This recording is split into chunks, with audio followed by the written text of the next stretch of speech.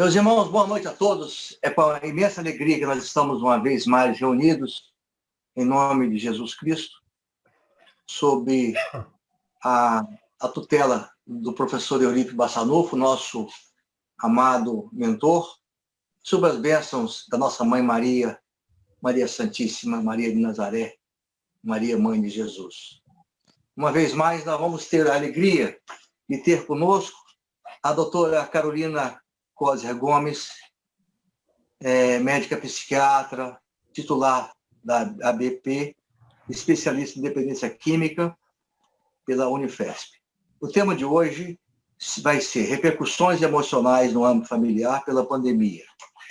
Queremos inicialmente agradecer a doutora Carolina pela disponibilidade, pela delicadeza com que nos atende. Uma vez mais, sabemos da sua agenda apertada e sempre solícita com a capelania, com o nosso querido amigo Odilson. E obrigado pela tua presença, Carolina. Carolina, a palavra é sua. 1 hora para a exposição e mais meia hora para interação com o público presente. Obrigado mais uma vez. Obrigada, doutor José Luiz, a todos presentes. É uma satisfação estar aqui novamente, receber esse convite, né? O seu Odilson é sempre muito atencioso e acolhedor, incentivando, vamos fazer, né? Um convite já de muito tempo. E com essa temática, né? Repercussões emocionais durante a pandemia no âmbito familiar. Eu acho que todos nós passamos por muitas repercussões nesse período, que realmente veio trazer muitas mudanças, muitas reflexões e mudar muito da dinâmica, né, das famílias, dos propósitos. E como o Dr. Wilson colocou, são algumas reflexões e me coloco aberta aqui, quem quiser contribuir para a gente, né, vamos conversando juntos. Então, a pandemia, as relações ficaram realmente afloradas, né? A rotina mudou, a gente começar a pensar que antes tínhamos muito espaço e pouco tempo. E isso se inverteu. Passamos a ter muito tempo e pouco espaço, né? Já que estávamos limitados no nosso ir e vir, né? Muita gente relacionando, nossa, perdi minha liberdade. Então, é um impacto onde cada um, dentro das suas reservas cognitivas, do seu amparo de rede de apoio, psicossocial, lidou de formas diferentes com cada uma dessas situações. Mas, de fato, ficaram afloradas. No mínimo, a gente teve que repensar e ter alguns ajustes nesse sentido. Então, a convivência, né, solicitou a presença de um e outro com uma ajuda mútua. O que a gente observava antes, cada um fazendo a sua parte, vamos dizer, numa rotina de uma família com criança. Era acordar, tomar café, levar menino para a escola, ir para o trabalho, voltar, pegar menino. E isso mudou. E, de repente, assim, todo mundo em casa, no mesmo momento, como fazer? E a necessidade, né, da convivência e de se conhecer um ao outro, né? Pode considerar que assim, uma coisa não mudou, o amor. E é isso que eu acho que é importante nós pontuarmos, refletir pelo esposo, pelos filhos, por si próprio. Eu acho que o amor que nos ajuda, né, a prosseguir. E essa figura, né, do mundo aí envolto a esse vírus que pegou todo mundo de surpresa, alguns têm um olhar negativo, outros positivos, mas reforço essa ideia. Cada pessoa, dependendo das suas experiências passadas e do suporte que tem hoje, lidou de maneiras diferentes. O que eu busquei trazer, né, como era uma temática muito ampla, eu fui pegando alguns sentimentos e, vamos dizer, alguns componentes dessa família, que impacto que né, nós podemos observar. Então, referente à ansiedade, principalmente aqui, né? Nós brasileiros somos muito gregários. Então, falar que estou na solidão é muita ansiedade, porque quer encontrar, quer abraçar, quer tocar, quer estar junto, quer aglomerar. E, de repente, quando isso não foi possível, já gerava ali um desconforto, já gerava um certo estresse. E isso, essa dificuldade de respeitar, né, os limites da higiene que era necessário ali, do contato, de se preservar, de preservar o outro. Então, somos afetuosos demais e ansiosos demais por viver. Então, ter a cautela, ter a paciência, às vezes pode, de fato, aí comprometer, desorganizando a nossa saúde mental. E aí eu venho falar um pouco, né, da ansiedade, que é um transtorno de uma etiologia, né, de causas multifatoriais, determinando por questões do ambiente e da genética. E nesse sentido, a gente está aqui falando do ambiente, né? Família tem questões biológicas, hereditárias, mas às vezes num contexto onde pessoas moram juntas, elas formam uma família que não de sangue, mas por escolha. Então, esse ambiente também deva ser ajustado. E interessante, ó, se tem um dos pais com transtorno de ansiedade, aumenta muito o risco da criança também ser ansiosa. E muitas vezes um dos pais ou ambos dizem sobre o filho, né? Ah, ele é igual a mim. Então, de repente, devemos ter a crítica sobre, tá, e essa semelhança, ela é positiva ou não? Às vezes, ali já está demonstrando a necessidade de uma orientação, de uma autocrítica diferente, de achar que tudo bem de ser daquela forma. Para a gente considerar, por exemplo, uma criança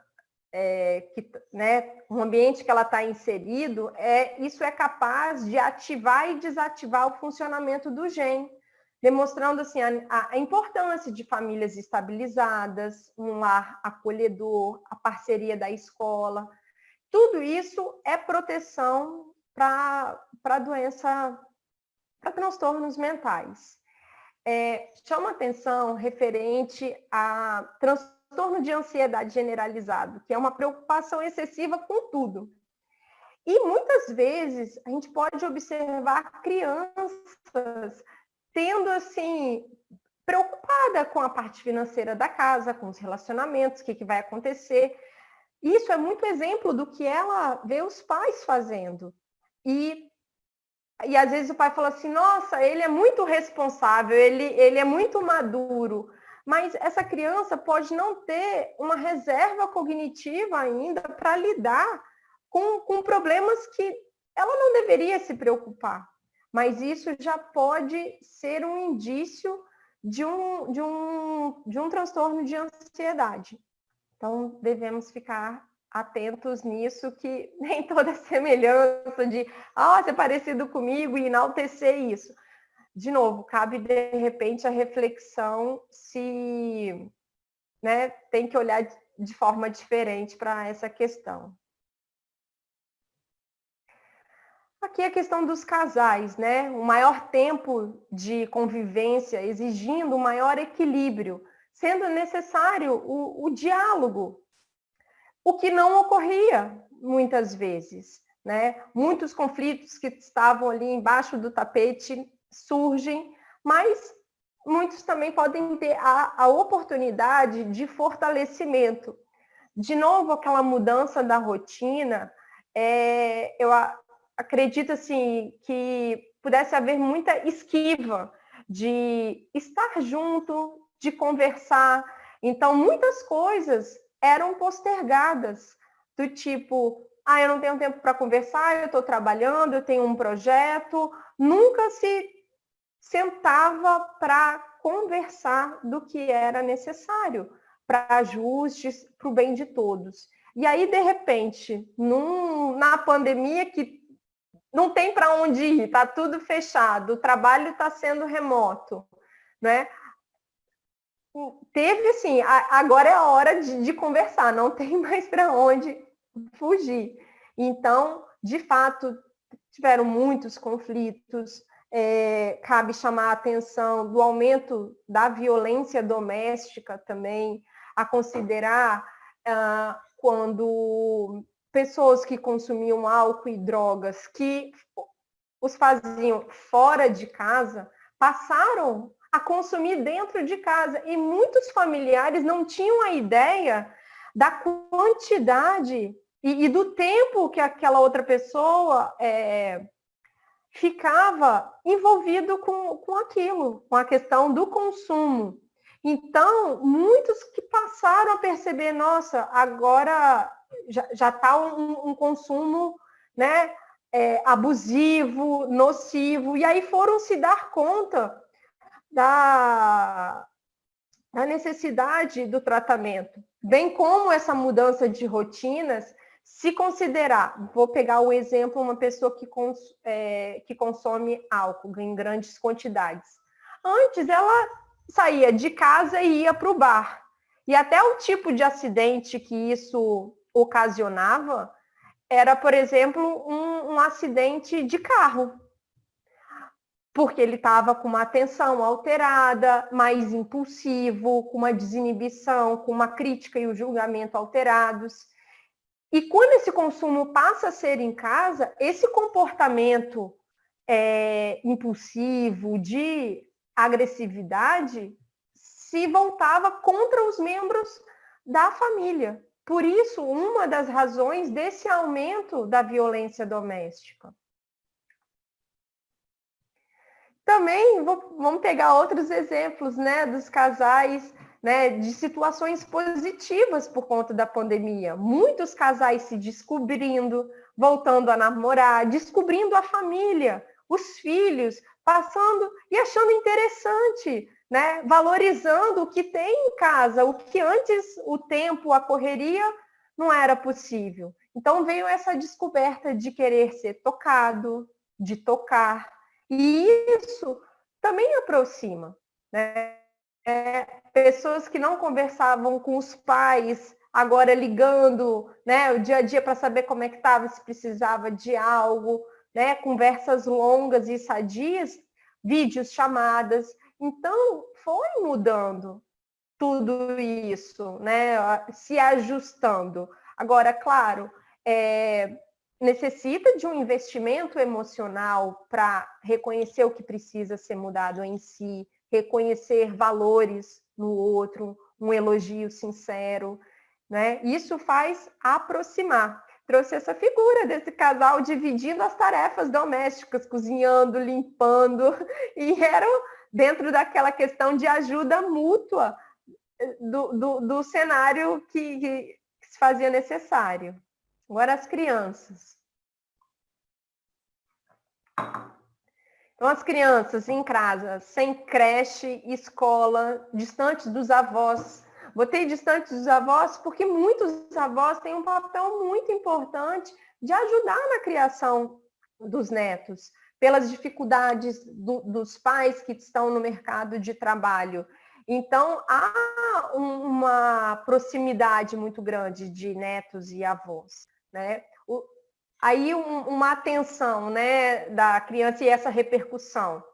Pais que terceirizavam a educação dos filhos ficaram muito perdidos em como cuidar e conviver. Então, não é uma questão apenas de ter filhos, mas exercer a paternidade, a maternidade, né? Saber como o filho é, o que ele deseja, o que ele pensa. Isso precisa de atenção, de contato olho no olho, de sentar com calma, tendo uma atenção, uma escuta atenciosa, respeitosa, acolhedora, sem julgamentos, de realmente para cuidar, conhecer e conviver. Claro, tem toda uma repercussão com o comprometimento do estudo, né, do ensino, e aí gera mais conflito com questão de horário e não, mas outras, né, sempre a gente vai ter um lado e outro. Eu acho que é compartilhar as informações para o que foi funcional para um, poder ser exemplo para outros também. Os adolescentes, repercussão de ter um adolescente em casa na pandemia, né? Eles que gostam tanto de privacidade, o meu canto, o meu espaço, o meu silêncio, ter o meu momento, né? O momento deles. De repente, com todos em casa, essa questão de privacidade se perdeu muito. Um ponto importante tem sido um termo que é muito, muito interessante, eu falo, é importante a gente lidar mais e saber sobre a geração do quarto. Adolescentes que ficam o tempo todo no quarto, você fala, tá fazendo o quê? Muitas vezes os pais consideram que, nossa, tá violento na rua, é melhor que meu filho esteja em casa. Ele adora ficar em casa e que bom que ele está ali quieto, dormindo ou estudando na internet. Mas venho alertar que os pais devem saber, devem estar próximos, identificando o que seus filhos fazem no quarto, com quem eles estão conversando, que tipo de informações que eles estão recebendo, compartilhando. E não raro, esses adolescentes dentro de casa, dentro do seu quarto, possam estar mais em risco do que estivessem numa convivência com outras pessoas se sociabilizando mais. Então fica um alerta que não deve ser pensado que bom que o filho está em casa no quarto. E isso vai ocorrer se de fato você souber que ele está num ambiente saudável, virtualmente também, ou internamente. O que seu filho está pensando que ele busca ficar isolado, só quieto? Agora, se os pais não sabem que os filhos estão pensando, tudo isso fica mais complicado. Então, eu acho que a questão da pandemia veio para estreitar os laços, veio para chamar a atenção de comportamentos e hábitos que antes, não estando em casa, ninguém nem identificava que acontecia tanto. Então, fica um alerta referente aos adolescentes. Também em relação aos idosos, né? O grupo de risco, se expondo e muitas vezes se expondo, rompendo o isolamento social, e você fala, mas nossa, mas esse idoso e cada um tinha a sua explicação, uns ficavam muito receosos, ou meu filho não deixa eu sair de casa, ou queriam sair porque não estavam aguentando.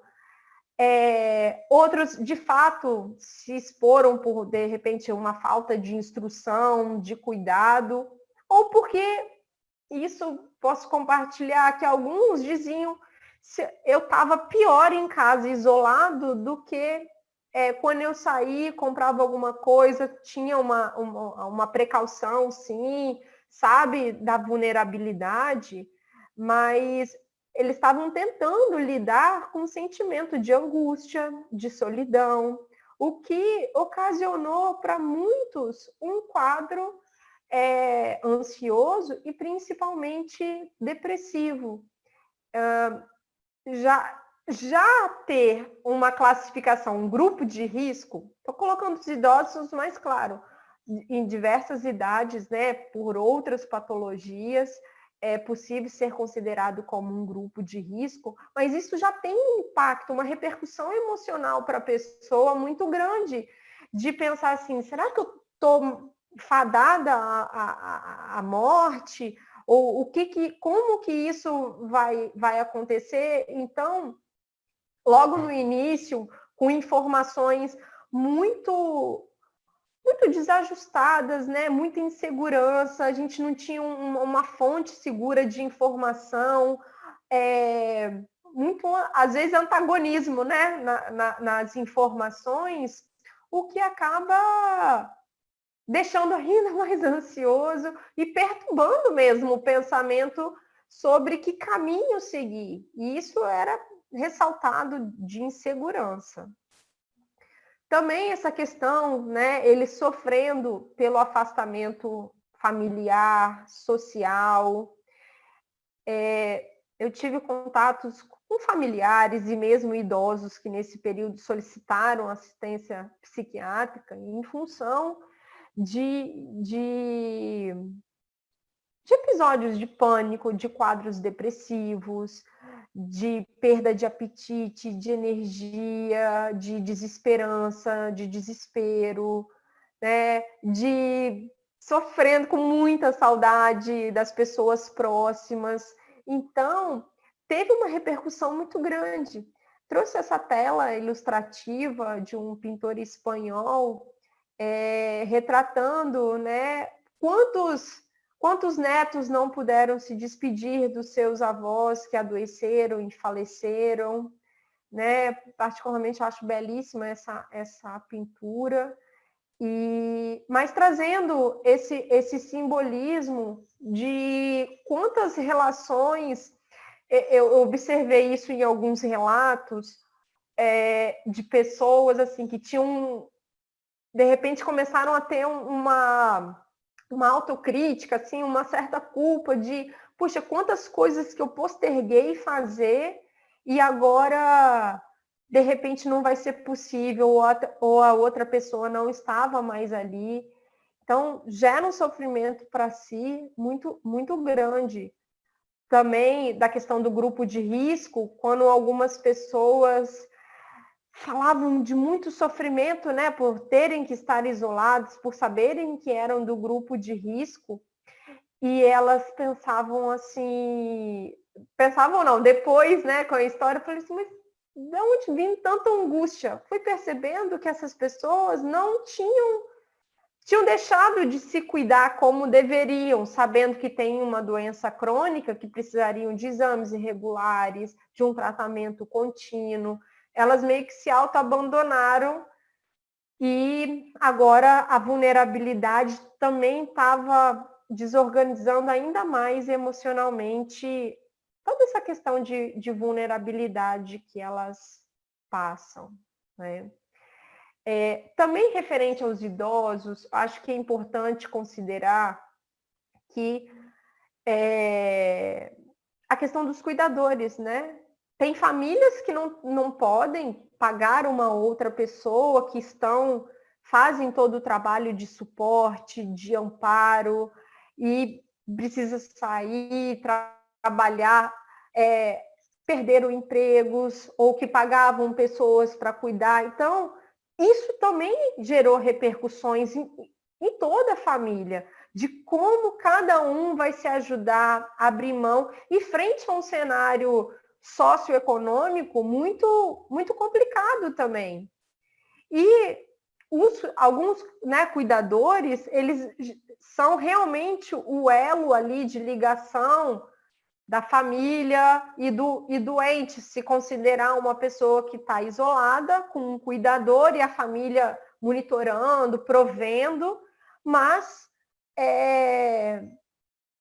é importante pensar assim, nossa, esse cuidador não pode adoecer, porque senão ia ficar comprometida essa assistência, mas ele também é vulnerável, como todos nós. Então, esse cuidador precisa também ser amparado por essa família, ser valorizado, ser ajudado nesse contexto, não é só se distanciar. Então, chamo a atenção disso também. A questão do luto, não é? Eu acho que isso trouxe um impacto, uma repercussão emocional muito grande nas famílias, porque esse novo cenário trouxe essa trajetória de luto mudada, né? É um processo individual, diverso, mas a pandemia alterou esse ritual, né, que são etapas fundamentais para a aceitação da perda e uma construção de sentido. Quantas histórias de pacientes que faleceram e passavam o carro, né, com o caixão na frente da casa dos pais para uma despedida. Então, elaborar tudo isso é ainda mais complicado. Tive a oportunidade de orientar e receber, né, o relato de algumas pessoas dentro de uma empresa onde um colega faleceu e eles que tinham muita vinculação, então, e foi por Covid. Então, fica ainda mais restrito, né? Todo aquele ritual de ir, de cumprimentar os familiares, de cada um falando algo sobre uma história, né? Que possa ajudar a sublimar esse momento. E aí, alguma dessas pessoas fazendo isso no ambiente laboral, né? Ou em casas, em outros momentos, com essa simbologia do luto, vivenciar, né, o que seria o velório, que não pode ocorrer mais da forma que até então ocorria, e que todo mundo já... Era um processo, né? Ali já ajudava. Então, essa repercussão de não poder acompanhar, de não poder seguir o sepultamento, de não estar junto, isso também traz muita reflexão, assim, do que deixou de ser feito, do que poderia ser feito, né? Fiquei sabendo de histórias, assim, que às vezes uma família inteira era internada e, de repente, 4, 5 entes faleciam em uma semana. Então, a dificuldade, né, de um apoiar o outro, né, de não ter, ou vamos dizer, quem ficou elaborar tudo isso e lidar, fora que as pessoas estavam em casa restritas. Quando alguém precisava de uma assistência, ia sozinha até o hospital. E eles relatavam: doutora, meu medo era, eu vou sozinho, eu vou internar sozinho, e se tiver alguma complicação, eu também vou morrer sozinho. Então, infelizmente, alguns postergaram alguns dias e tiveram maiores complicações, outros foram óbitos em função disso também. Você vê o medo, né, da solidão e de passar por tudo isso. Eu digo que dentro do hospital, essa repercussão pandêmica e emocional ocorreu também, porque as pessoas evitavam de se internar porque sabiam que não iam receber visita, que iam ficar sozinhos, o que torna ainda mais difícil esse momento.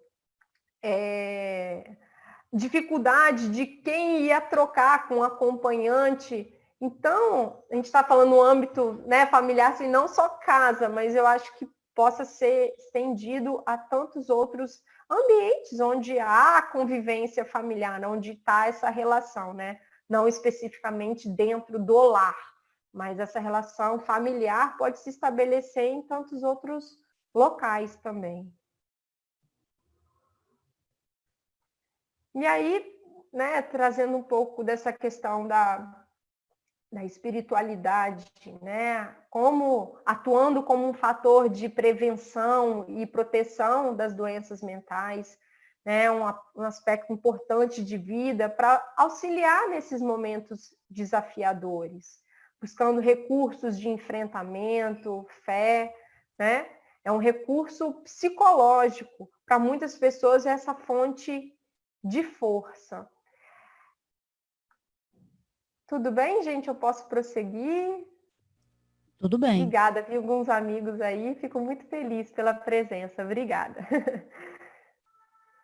Então, a espiritualidade também não é algo que precisa de um templo, né? Ela é uma ferramenta para lidar com os desafios. E esse templo está dentro de nós, uma reconexão com o nosso eu interno. Então, todas as religiões valorizam isso, da questão da solidariedade, da fraternidade, isso para além das diferenças. muitas pessoas que não têm família, trouxe essa fala também para justamente pensar isso. Quantas pessoas que moram sozinhas e, de repente, não tinham ali o suporte familiar nesse momento de pandemia? E quantas outras pessoas se disponibilizaram-se a fazer compras, levar um remédio, prestar uma assistência, uma ligação. Então, são a família que a gente escolhe também, né? Que também é de suma importância para trazer um conforto emocional para essas pessoas que já estão vivendo sozinhas, mas com ainda uma maior vulnerabilidade. A gente está aqui falando da importância de se ter uma rede de apoio. E a família, né, os amigos, como eu falei assim, os amigos entram como uma família que a gente escolhe, fazem toda a diferença nesse suporte. Então, é importante entender que as dificuldades e sofrimento fazem parte da vida. E dentro da dificuldade, na espiritualidade, essas dificuldades e sofrimentos têm um propósito, uma lição de vida que cada um, né, como que cada um vai lidar com isso. Isso ajuda muito a enfrentar a dificuldade, porque fala assim, não, com isso eu vou ter uma oportunidade de crescimento, de amadurecimento. A pessoa entende de uma outra forma a dificuldade do que uma punição ou ficar negando que ela tenha que passar por aquela situação, né? Eu acho que muitas vezes a gente fica se perguntando o porquê das coisas e com o tempo vem a compreensão do para quê. E aí vem uma contemplação assim, passei por dificuldades, você entende de forma diferente o que passou. Então, a função curativa, né? Qual a função curativa da espiritualidade? Melhora de sintomas, uma recuperação mais rápida, uma melhora plena, não só dos sintomas, mas a recuperação de bem-estar e um crescimento interno. Tomar consciência do que se sente, do que se pensa, de como o seu corpo age ou reage às situações, às pessoas. Tudo isso vem no campo de autoconhecimento e a espiritualidade também ajuda muito nessa elevação de consciência, nessa expansão de consciência que é tão importante para a autorregulação, o autocuidado, né? Então, corpo e mente equilibrados, não vai existir autoabandono, porque o autoabandono ele pode ocorrer quando se a gente está com uma energia aumentada, uma maior irritabilidade de paciência, você está até fazendo muita coisa. Você pode fazer muita coisa pelos outros e não fazer por você. Então, esse é um tipo de autoabandono. Como também se anular em função do outro.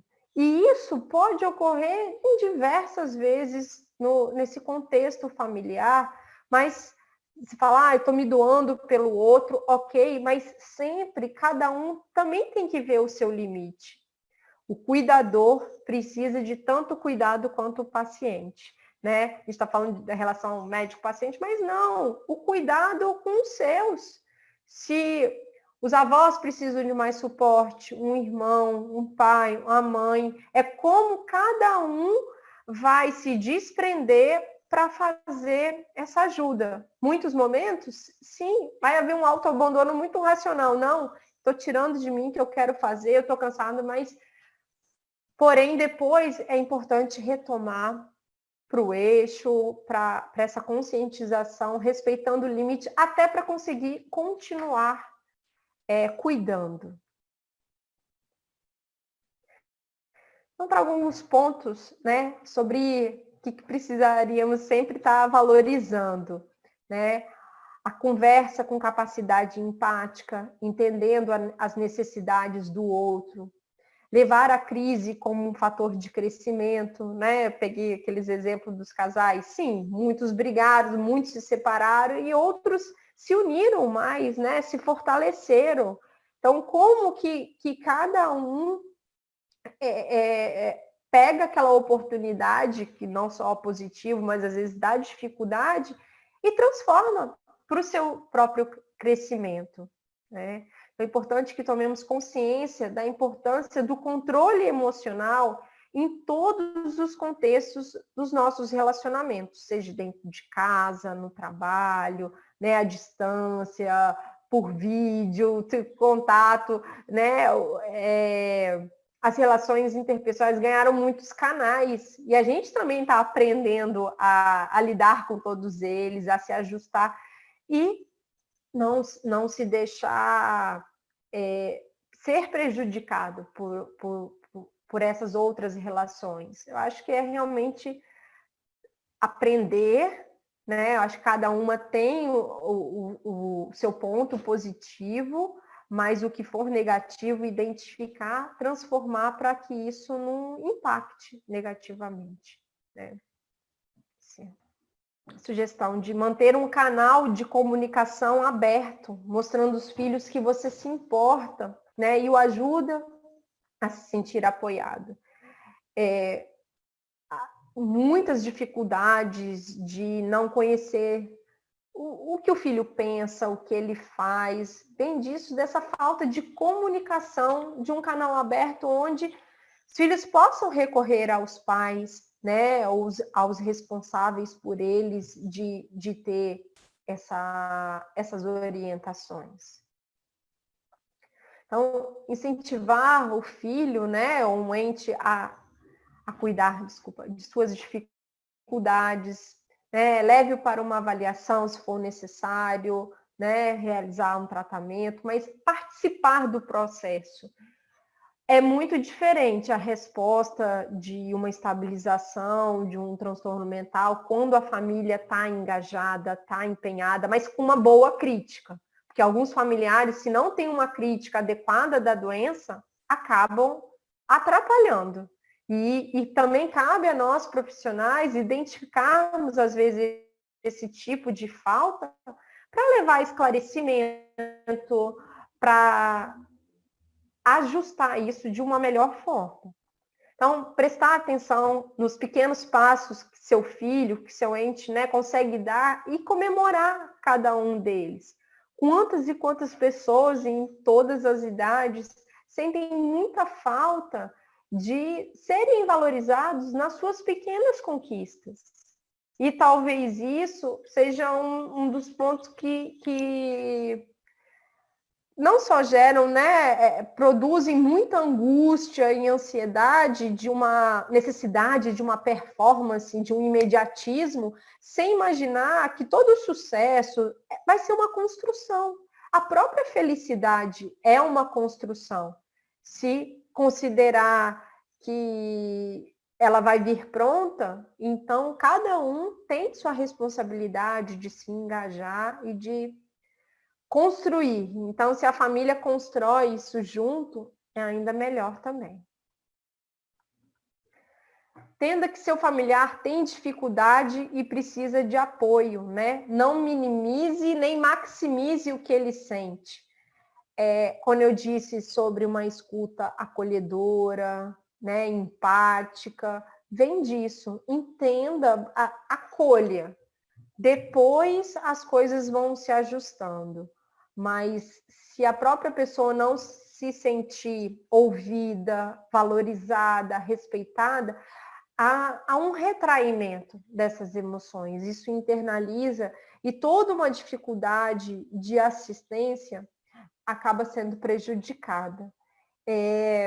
Eu queria compartilhar, não foi uma fala, foi um momento bem recente que eu tive ao liberar um paciente e ele disse, ele tinha 68 anos, ele disse: doutora, eu sempre me achei muito forte, eu nunca quis compartilhar com minhas filhas e minha esposa o que eu sentia. Ele tinha 3 filhas e uma esposa. Tem. E aí ele, no momento da alta, ele dizia, eu achava que elas iam me achar fraco, né, se eu falasse das minhas emoções, mas eu Tive todos esses dias, foram mais de 25 dias de internação, e elas estavam aqui do meu lado, se revezando. Aí uma filha, pai, deu até briga da gente quem ia ficar com o senhor. E ele, olha só, doutora, que carinho, que atenção.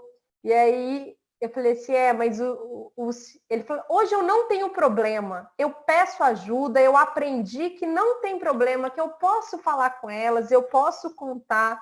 E aí nós refletimos que, de fato, ele criou algo muito forte, que foi a família, que foi a vinculação de respeito, de valorização.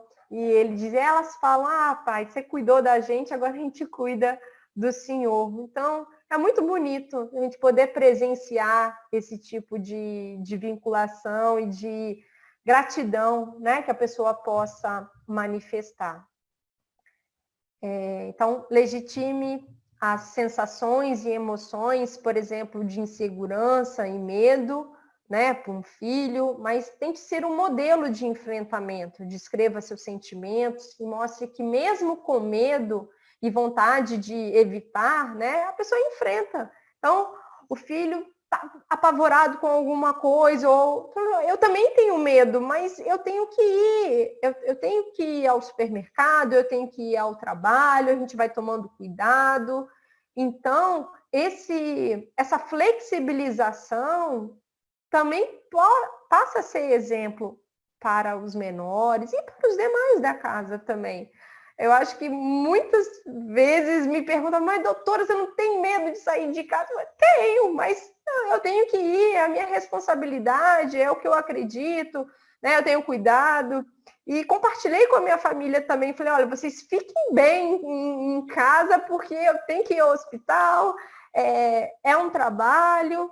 Então, assim, cada um se ajuda de como que pode, no momento que pode também, né? Mas se há essa unidade familiar, fica menos pesado para todo mundo e tem uma contemplação de não estou sozinho.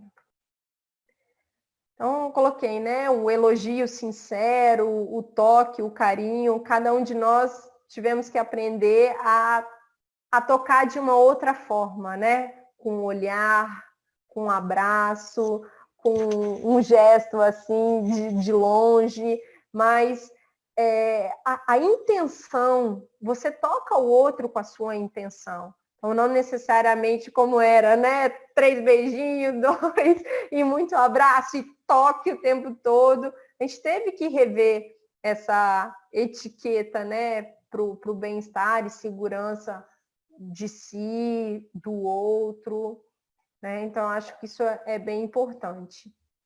Quando eu comecei a falar, né, de uma mudança de paradigma da pandemia, tínhamos muito tempo e pouco tempo e muito espaço, e essa relação se inverteu. Também um outro paradigma foi do essencial e do supérfluo. Então, isso é fundamental, de que valor, né, de vida, moral, espiritual, que você quer compartilhar dentro da sua família. E nesse sentido, antes se tinha uma busca incessante por um supérfluo e, de repente, todo mundo na pandemia teve que lidar e buscar e se contemplar e contentar com o essencial. E nisso eu chamo a atenção que a psicologia e a psiquiatria positiva trazem uma análise muito interessante sobre a felicidade. A diferença da felicidade hedônica e da felicidade eudaimônica. A hedônica, muito mais relacionada à fugacidade, vamos pegar o rostinho do smile, né, dos emojis, mas a satisfação, a felicidade passageira, material. Já a eudaimônica está relacionada à profundidade, à densidade existencial, à densidade dos sentimentos, das vinculações. E se a gente for considerar, né, de um supérfluo e de um essencial, o que cada um vai escolher para si e para sua família. Num outro momento, né, que eu estive aqui também falando para a capelania, eu falei da imunologia afetiva. Os estudos mostraram que a felicidade eudaimônica, com vinculação, com pertencimento, com engajamento, ela ajuda a fazer uma proteção do cromossomo, então, dos nossos genes, fortalecendo a questão da imunidade, né, do sistema emocional como uma forma preventiva. Agora, já a felicidade hedônica, ela é boa para o cérebro, libera neurotransmissores, né, de alegria, de felicidade? Sim, mas ela não tem uma complementação que possa nos proporcionar um bem-estar constitucional. E aí é importante muitas pessoas revendo que valores que davam para a hedônica, que não a eudaimônica, mas que todo esse processo, né, todas as repercussões emocionais que a pandemia trouxe, fez muitos pensarem que, puxa, eu quero fundamentar a minha felicidade eudaimônica, meus valores, o que é essencial para mim, a necessidade de uma vinculação, de um pertencimento a um grupo, a uma família, fortalecendo esses laços. E aqui eu já vou encerrando, né, trazendo um poema de Fernando Pessoa, que é fácil trocar as palavras, difícil é interpretar os silêncios. É fácil caminhar lado a lado, difícil é saber como se encontrar. É fácil beijar o rosto, difícil é chegar ao coração. Então, com essas belíssimas palavras, né, meio para refletir sobre as vinculações, de novo, como que cada um desempenha o seu papel em prol da família, em prol de um ambiente saudável, de um ambiente acolhedor, que possa ajudar uns aos outros a se desenvolverem, a se evoluírem, a construir uma unidade de fé, de esperança, de muita ajuda, de amor. Acho que era isso que eu trouxe, tá? Eu agradeço mais uma vez a oportunidade, a atenção de cada um, me coloco à disposição para a gente conversar um pouco, saber o que acharam, quem queira complementar algo, fico à disposição. Obrigada. Obrigado, doutora Carolina. Uma vez mais, merece todos os aplausos, Calazans.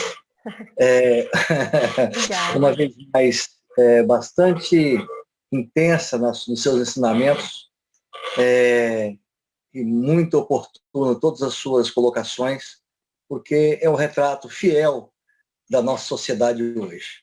Eu quero abrir agora um painel de discussão de possibilidade de perguntas a todos os que estão dessa reunião, e eu tomo a liberdade de fazer a primeira pergunta. Doutora Carolina, como pediatra que sou, eu tenho percebido assim, um aumento muito, muito intenso dos quadros de ansiedade nas crianças.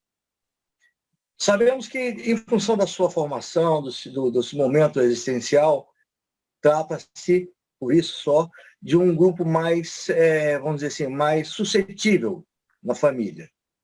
Eu gostaria de saber se essa percepção você acha que é real ou se vamos dizer assim, uma impressão minha em função de eu praticamente só conviver com as crianças. Eu não tenho acesso, eu tenho acesso à família através dos pais, que geralmente os que acompanham a consulta. Mas eu não tenho acesso à prática com os adultos. Assim, eu queria saber se realmente as crianças são, na sua visão, o ponto, vamos dizer assim, ponto frágil, não seria o ponto mais intenso de resultado negativo diante da pandemia.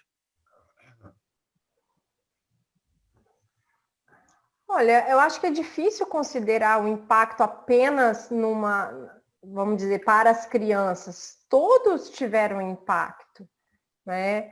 Agora, das crianças, da falta de convivência, mas dos idosos pelo distanciamento, não conseguiria responder assim qual sofreu mais, porque cada um teve a sua maneira, né? As suas necessidades que ficaram com dificuldade de serem supridas, e, vamos dizer, o impacto para os adultos, com o impacto econômico do que ocorreu até para sustentar a própria família, também a gente deva considerar a importância desse contexto, mas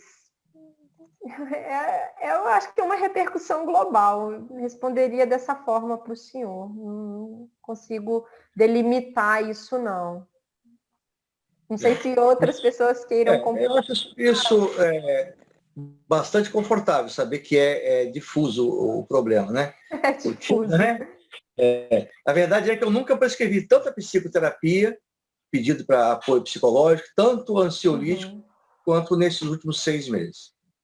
Tá bom, muito obrigado, está respondido. Eu quero abrir a possibilidade para outras pessoas que estão na sala que queiram usar a palavra para fazer a pergunta. Lamento profundamente não poder atender ao pedido do nosso irmão Roger, porque, como eu falei, a nossa irmã Carolina não é espírita, ela não tem condição de responder alguma coisa. Espero que já tenha, né? Do ponto de vista sobre a reencarnação ou coisa desse tipo. Então, está aberta a discussão para quem quiser fazer uso da palavra. Desculpa, eu não saberia. Eu sei.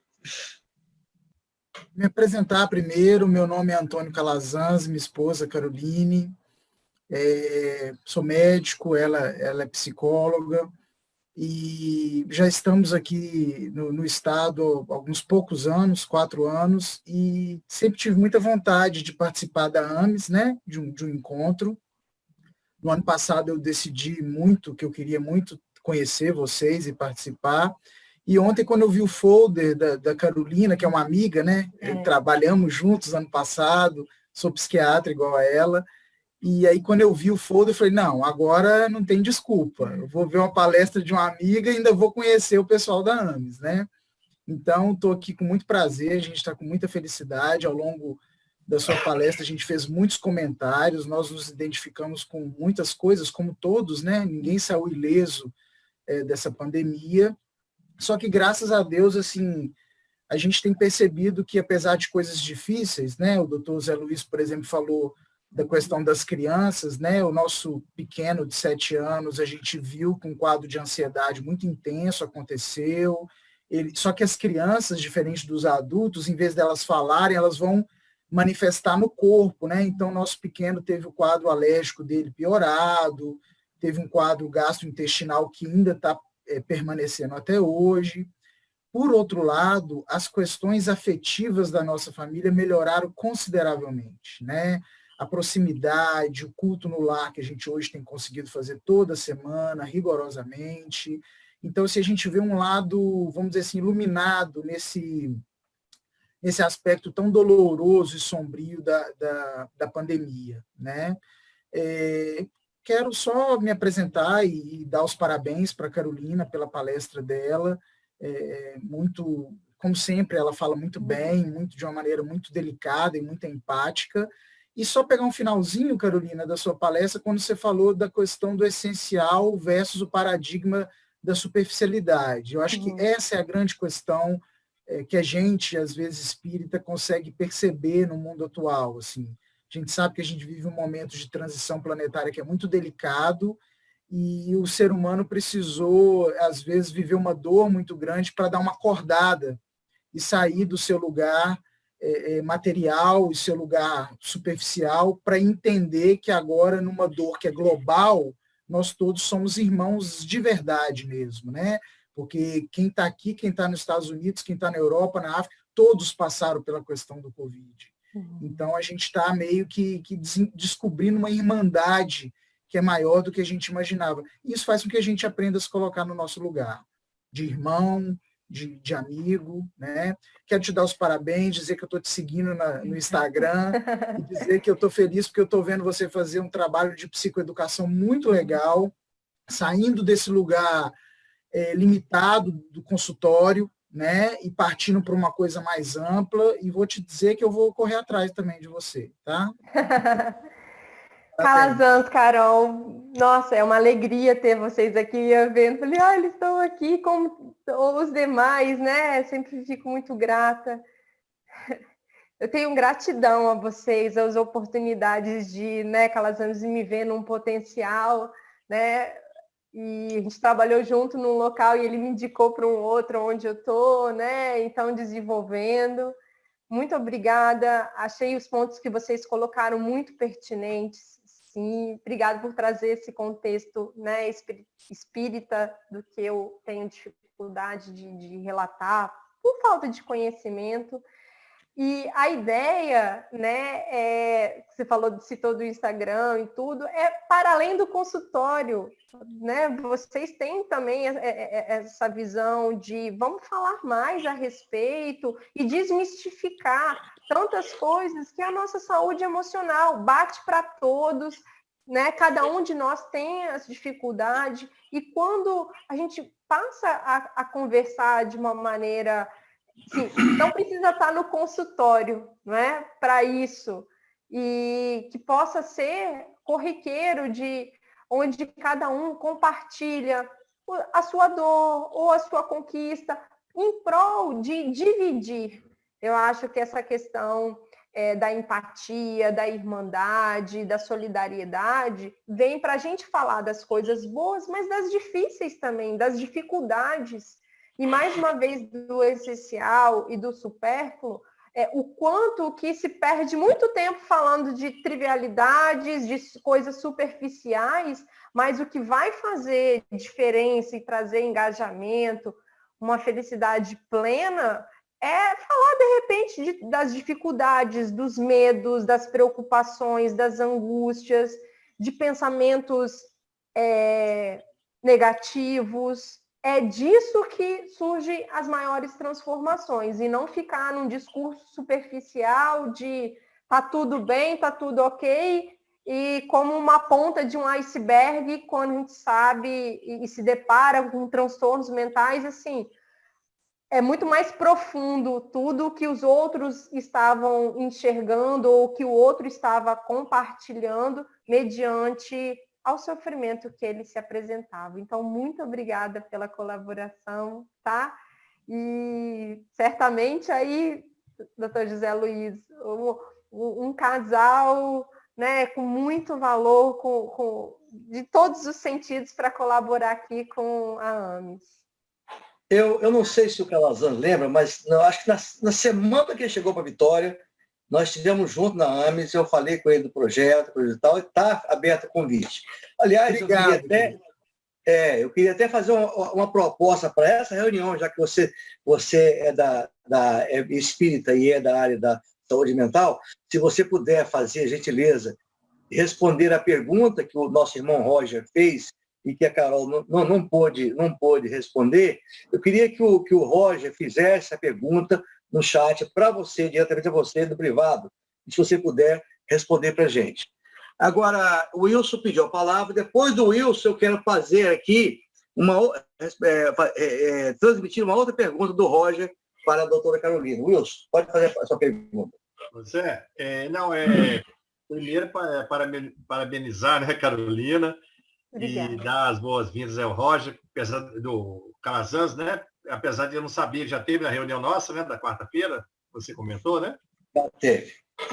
Logo na semana que ele chegou à Vitória, eu encontrei com ele na AME, convidei, mas ele pôde, estou me adaptando, e não teve tempo. Agora eu estava sobrevivendo, agora eu posso. Agora, inclusive, eu tenho certeza, e o Odilson está na sala aqui, o Odilson vai pegar o seu contato para você fazer uma palestra para nós, né, Odilson? Com certeza. Tá complicado, até o ano que vem. É isso Com aí. certeza. Wilson, a gente dá um jeito. Calazans, e nós ia aproveitar para convidar, porque amanhã, que é a nossa reunião também ordinária da AMES, 8 horas, no Zoom. A Carol deve passar para você no final, ela vai fazer a divulgação. Mas nós vamos ter uma psicóloga, a doutora Tassiana, que vai falar de saúde mental também, amanhã, quarta-feira, 8 horas. A Carol E é muito boa. vai divulgar depois. Mas E é muito pode, boa. ele pode fazer para a AME na quarta também. A pergunta que eu queria fazer, Carolina, quando você falou da superficialidade, me veio à cabeça logo esse problema da rede social, né? Como que eu tenho visto assim de perto, né? Jovens que vão...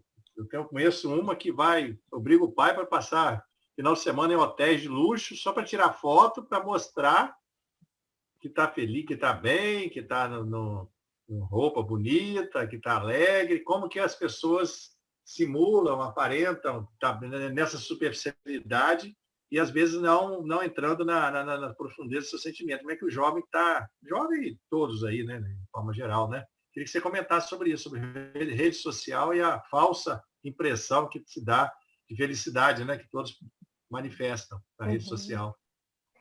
Excelente pergunta, Tori Wilson. Hoje até uma grande problemática é a dependência de telas, o tempo de exposição a essas telas, e vem muito assim, imaginar, do imediatismo, e o adolescente traz isso também, relações superficiais, passageiras, sem comprometimento, até do que ele lê, muita informação, mas sem profundidade. E as redes sociais, muitas vezes, elas distanciam as pessoas.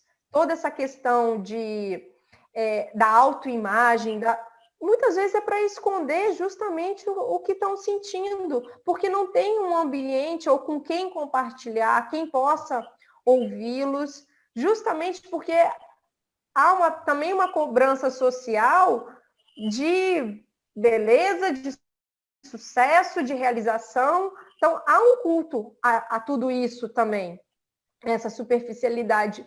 E eles se perdem. Por isso que eu falei de buscar, essencialmente, oportunidades de se falar das dificuldades, de se falar que está triste, que está apreensivo, que está angustiado, ou que está depressivo, com uma ideação suicida. Tudo isso é importante ser compartilhado. Ter uma ideia, a distorção também da própria imagem.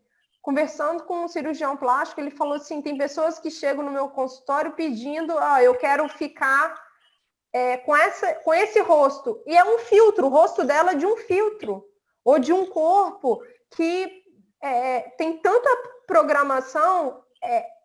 Aí, de novo, essa inversão de valores. Puxa, ela não fala do que ela sente, mas ela expõe o que ela tem, o para quê. Mas falta muito o laço de valorização familiar disso tudo. De ter o espaço de falar. O mundo está muito cheio de informações, coisas dicotômicas muitas vezes, e tudo muito imediato. Então, o nosso tempo hoje, ele corre mais rápido do que antes. Isso vai fazer o pensamento ficar mais acelerado, ter uma impulsividade. Se a gente pensar assim, tem um pensamento, uma ponderação e uma ação. O pensamento impulsivo pensa e ele já age. Então, o jovem quer encurtar todos os processos, não identificando a trajetória, os altos e baixos, a dificuldade, um choro, não um choro de tristeza pelo lamento, mas assim, de parar, de refletir. Sofrimento não é igual a transtorno mental. Muitas vezes tá dentro do contexto de amadurecimento e de desenvolvimento, passar por algumas dificuldades para se rever, para buscar coisas diferentes. Então, agora, essa dificuldade, principalmente em lidar com coisas difíceis, com frustração. A gente vê os adolescentes numa baixíssima tolerância à frustração. E é uma frustração do receber um não, dentro de casa, no trabalho, na escola, nas relações com os pares. né? Sempre tomando muito para si como uma ameaça que ele tem que reagir. Ou, muitas vezes, assim, se findando no pensamento, tipo, eu não tenho mais jeito, e aí vem num pensamento negativo de muita vulnerabilidade, de muita dificuldade, de uma exposição muito grande a riscos, a fatores como exposição a álcool, drogas, tudo numa fuga da realidade. Perfeitamente. O Tudo Roger bem. pergunta: a ansiedade pode ser também provocada pela carga genética? Pode ter relação com o processo reencarnatório de espíritos que irão conviver juntos numa nova experiência encarnatória? A concepção da genética pela ótica espírita, ela inclui questões totalmente particulares, né? Então, que a gente entende que existe um molde prévio, que é o corpo perispiritual, que molda esse corpo conforme a necessidade que você precisa naquela determinada existência. E esse molde define a própria genética, vamos dizer assim, né? Porque que, por exemplo, dois irmãos, um herda, vamos dizer assim, aquela genética para uma determinada doença. Vamos pegar na própria saúde mental. Eu atendi hoje um rapaz com esquizofrenia e a irmã dele não tem nada de esquizofrenia. O que ele tem e ela não tem? Qual que é a questão? Isso é da ordem do individual, daquilo que é espiritual também, né? Essa questão que ele falou da ansiedade em relação a estar encarnado numa família, muitas vezes que há dificuldades nessa família, a gente vê isso o tempo inteiro, né? Quer dizer, eu vou dar exemplos que eu já ouvi em consultório. Uma mãe chegar e falar assim: eu não sei explicar porquê, mas eu tenho um sentimento negativo em relação ao meu filho que acabou de nascer. E eu não consigo entender. Eu amo meu filho, eu quero cuidar dele, mas tem alguma força que eu tenho raiva dele, eu não sei explicar essa raiva. Muitas vezes alguém que está ali de novo com ele, né? Num processo encarnatório que os dois têm que se haver em relação a isso. Então, as famílias em que há processos de, vamos dizer assim, de reparação, vou usar essa expressão, mútua entre familiares, tem um pai que hoje precisa estar com o filho porque eles precisam fazer resgates em comum. Num momento de uma pandemia, que tem que ficar trancado, que tem que se haver, essa animosidade vai ser maior. O contrário, no sentido de há espíritos que estão juntos dentro da família por laços de fraternidade, de amizade, de amor, eles não vão ter maior esse problema. Agora, o importante é entender que nada é por acaso, a gente sabe disso, né? E que mesmo que venha uma ansiedade por conta disso, é projeto e é plano daquele que precisa vivenciar sobre isso, né? Então, assim, a genética, ela vem para a gente, como fala, mostrar algo que já existe previamente, entende? Não sei se eu respondi. Não, a resposta, no meu entender, foi muito, muito precisa. Eu não sei se respondeu as dúvidas do Roger. O Roger ainda pergunta, uma outra pergunta agora para a doutora Carolina. Como a senhora analisa pessoas terem medo de sair de casa por não se sentirem seguros e com muito medo de serem contaminados pelo Covid? Roger, obrigada pela sua pergunta, ela é bem pertinente. A insegurança, né, sobre antes, como que era o contágio. A gente está aí num período de pandemia desde março. Né? Essa pergunta, em cada etapa, possa ser respondida de uma forma diferente. Hoje, a gente está vendo ali as pessoas saindo simbolicamente da pandemia, resgatando ao estudo, o trabalho, as convivências, mas com uma maior ponderação. Acho que esse medo tão grande foi muito das incertezas do que é. Não se tinham os EPIs, equipamentos de proteção individual, para as pessoas dentro dos hospitais, nos postos, que sabe quem estava em casa, como que ia fazer higiene. Então, eu acho que a falta de informação, as dúvidas, foi um grande gerador de estresse e ansiedade global. O que vai ser? O que vai acontecer? Eu acompanhei muitas pessoas que se infectaram por Covid, né, para um teleatendimento, e assim, eu acho que eu ouvi de tudo um pouco, de pessoas assim, eu estou desesperada, eu não posso pegar, se eu me contaminar e contaminar uma outra pessoa, eu nunca vou me perdoar. Então, mas assim, vivendo uma angústia muito grande, e outros relatando a respeito assim, puxa, eu estou infectado, meu sintoma hoje está leve, mas eu não sei como vai estar amanhã. A gente imaginando que no início a gente não tinha essa ideia, a possibilidade da piora do quadro, depois de uma melhora nos 10 dias, no 12º, 14º dia, haver uma outra piora. Então as pessoas relatavam a dificuldade de entender a variedade de sintomas, a intensidade de sintomas. Então é realmente tudo muito incerto.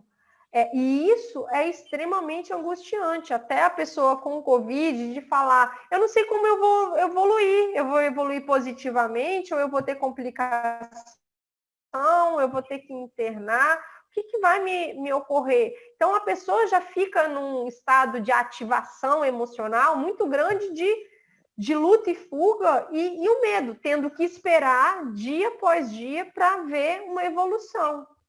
Novamente, acho que cada um tem que se responsabilizar pela sua proteção, né?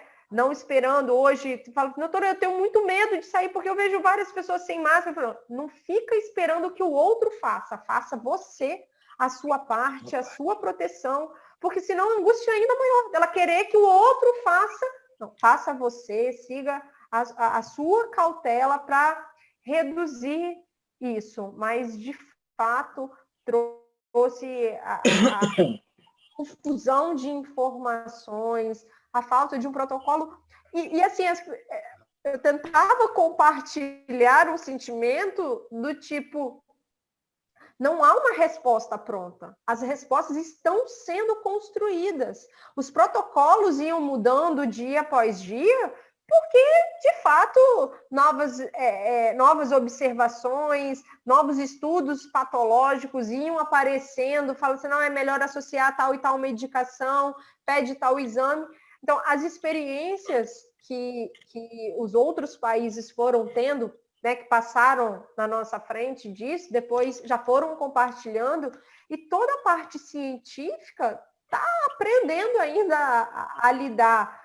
É diferente hoje falar do Covid, falar da infecção, das possibilidades, porque já tem até uma certa familiaridade, ainda há insegurança, né? Todo mundo na expectativa de uma vacinação, para trazer um pouco mais de conforto, mas a responsabilização de cada um, ela vai continuar, né? Então tem muita coisa a ser esclarecido isso, e isso de fato gera muita angústia e ansiedade, medo, né? Como colocou.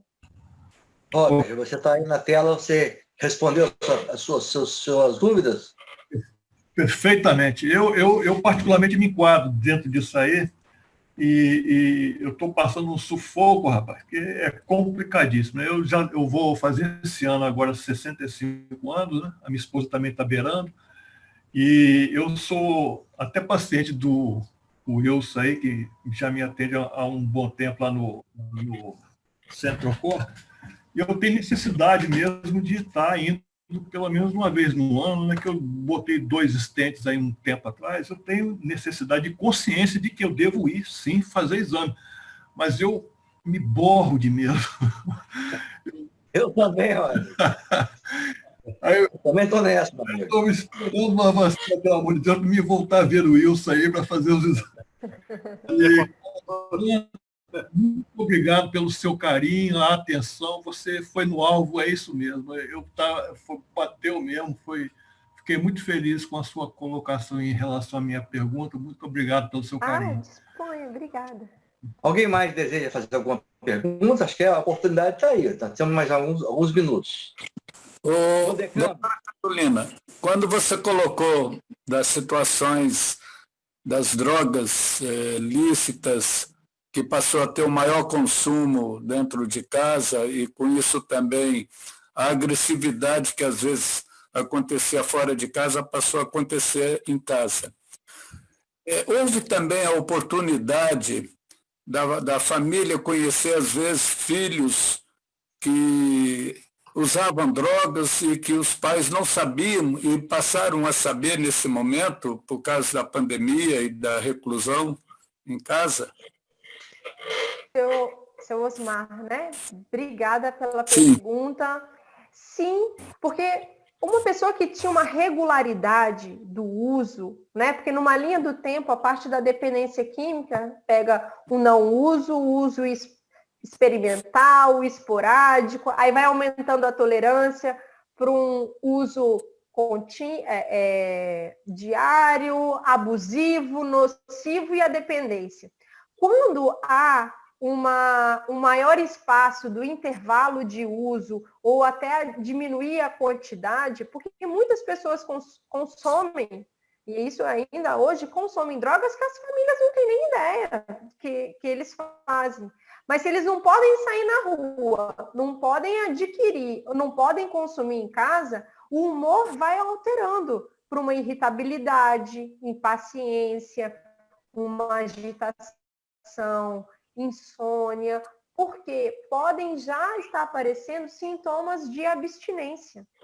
E, às vezes, rompe de alguns comportamentos que estou sentindo falta ou eu vou sair. E aí a pessoa se expõe a um risco porque baixa a percepção de risco dela, porque ela vai atrás do que o organismo dela já incorporou para funcionar. E, então, reduzir a quantidade ou aumentar o intervalo de uso. Uma pessoa que consumia, vamos dizer, a cada 3 dias, de repente estava ali 2, 3 semanas sem utilizar, ela fica impaciente, irritada, fica inquieta, sabe? Aí aumentam os atritos. E, de repente, justamente desse comportamento chama mais atenção para a família identificar. Porque tem hora que ela fala assim, estou indo, eu não aguento, né? Ou por estar em casa, um cheiro, né? Por exemplo, ou uma coriza, se for uma cocaína, uma maconha, um olho mais avermelhado, ou o próprio cheiro.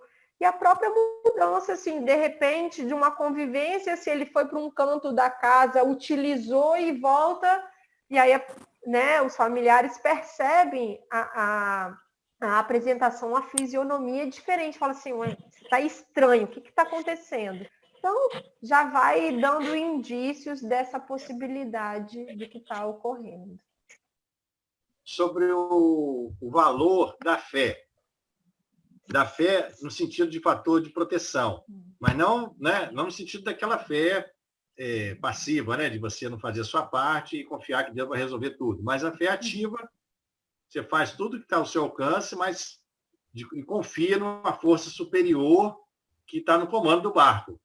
Como é que você se situa nessa... Você falou de espiritualidade, né, sobre essa fé. Eu sempre observo como que o outro lida com a espiritualidade, né? Acima da religiosidade.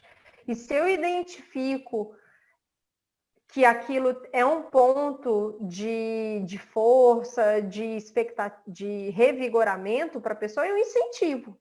E quando eu observo que ela não tem uma crítica, e algumas pessoas falam assim, não quero saber. Né? Numa primeira abordagem, eu deixo... não entro nesse assunto para não criar mais conflito, respeitando o credo de cada um.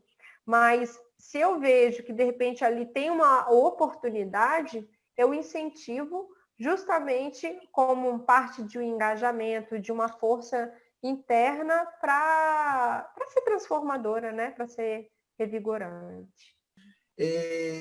Eu tenho alguns meses atrás eu comecei a trabalhar numa clínica particular aqui. Lá eu faço um trabalho de plantão aos domingos. E eu percebi, Carolina, e para as outras pessoas, que os próprios funcionários que trabalham lá comentaram comigo que mudou muito o perfil de pacientes internados na clínica com a pandemia. Eles mesmos falaram. E a gente tem visto muitas pessoas jovens e muitos dependentes químicos internados hoje. Proporcionalmente, inverteu um pouco. Eram mais transtornos mentais e menos dependentes na experiência desta clínica, tá? Quer dizer que nas outras são assim. Mas eles me contaram que houve uma inversão. Hoje lá tem mais pacientes dependentes químicos do que transtorno mental e mais pacientes jovens também. E eu pude observar isso. Eu não vi a transição, porque eu não trabalhava lá antes.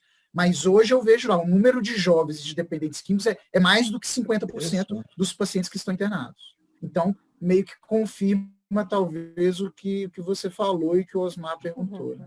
Ótimo.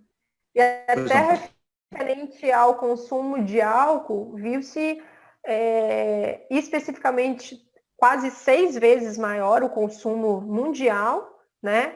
E mulheres e a classe médica, e não só médica, né, mas dentro das equipes de saúde, um aumento do consumo, referente ao estresse da pandemia. Então, é um dado importante, que requer atenção, porque somos os cuidadores e ainda estão numa questão de vulnerabilidade devido ao estresse. Perfeitamente. Queremos agradecer à doutora Carolina pela gentileza em nos atender mais uma vez. E certamente não será a última vez, pode ficar sabendo disso. Eu quero proporcionar à senhora a possibilidade de fazer as considerações finais do seu tema. Carol, então, fique à vontade para você fazer as suas considerações finais. Então, mais uma vez, agradecer o convite, né? Quem esteve aqui junto, compartilhando, sempre ressaltando que essa ideia de saúde emocional, né, para além do consultório, a gente deva, sim, falar mais a respeito.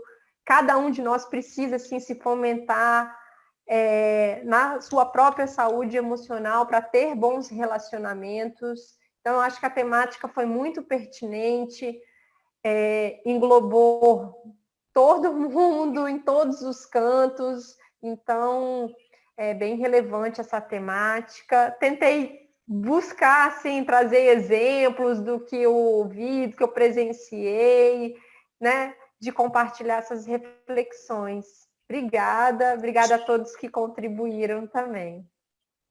E saiba que você foi brilhante. Obrigada. Mais uma vez, brilhante nas suas considerações.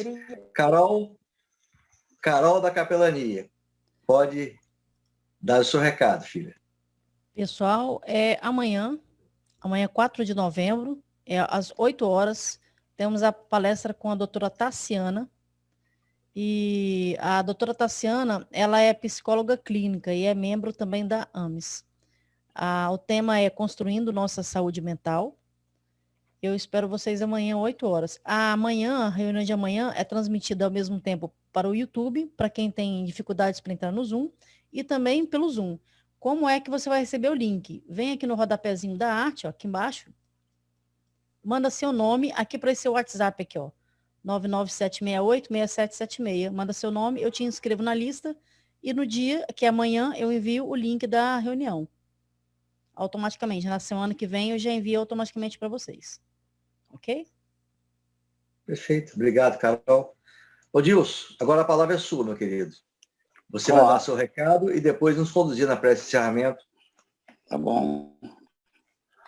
Nós vamos sair do Espírito Santo e vamos para o Rio de Janeiro, para a capital. Ela já falou em 25 de agosto para nós. Só um minutinho que deu um tchau aqui no computador, já acertei. Ela é conferencista internacional. Ela é pós-graduada em literatura inglesa, educadora, escritora. Trata a nossa querida irmã, que todos admiram e apreciam, Nádia do Couto Vale. Ela escolheu o tema é só esse, simples, objetiva, Maria. Eu acrescentaria, Maria Santíssima, porque todos nós conhecemos como Maria Santíssima. E Eu fiquei muito feliz quando ela aceitou esse termo, viu, Dilson? Venerada por todos nós, principalmente pelos nossos irmãos católicos. Eu sei que a irmã a doutora Carolina também venera imensamente a querida nossa Mãe de Jesus, Maria Santíssima, o nosso mestre amado. Então vamos agradecer a Deus e a Jesus e a Maria Santíssima por este momento. Tá bom, gente. Obrigado por tudo, Carol. Obrigado mais uma vez. Nada. Boa noite a Obrigado. todos. Um beijo no coração de todos. Desculpe, eu não... Oi, Wilson. Pois não, Wilson. Desculpe, o Wilson. Zé Luiz, desculpe, eu não agradeci a doutora Carolina em nome da capelania. Ela foi tão gentil, aceitando o nosso convite. Estou emocionado ela ter aceito o convite. Por certo, terão outras oportunidades, se Deus quiser. Um abraço e muito obrigado, doutora. Um abraço, obrigada. Que Deus te abençoe sempre nessa linda tarefa de, Amém. não só como psiquiatra, mas de professora, de palestrante, ok? E de transformar para ter sorriso, né? E colorir os ambientes. Nossa, Né? Com a sorriso sua sui luz, com a sua generis. sabedoria. Um sorriso sui generis. Com certeza. Ela é ao concurso. Brilhante a palestra. Obrigada, obrigada.